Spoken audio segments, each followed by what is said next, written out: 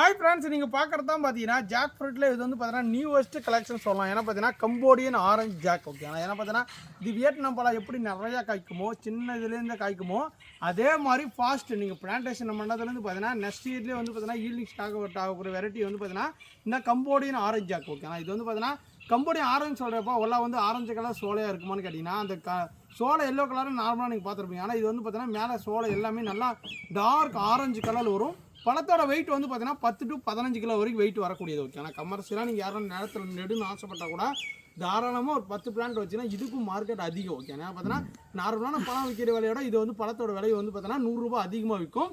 அந்த மாதிரி இடத்துல இது எல்லாமே ஹோம் க்ரோன் பிளான்ட். நீங்கள் பார்க்கும்போதே தெரியும், டேக்கோட அவைலபிள் இருக்குது. வேணும் மக்கறவங்க வாட்ஸ்அப்பில் தொடர்பு கொண்டு புக் பண்ணிக்கோங்க. நீங்கள் ஒரே செடி வச்சாலே ரொம்ப ஒரு பெனிஃபிட்டான பிளான்ட்ஸில் இது ஒன் ஆஃப் த வெரைட்டி. ஓகேங்களா, டேஸ்ட் சூப்பராக இருக்குங்க கம்போடியன் ஆரஞ்சு ஜாக்கு.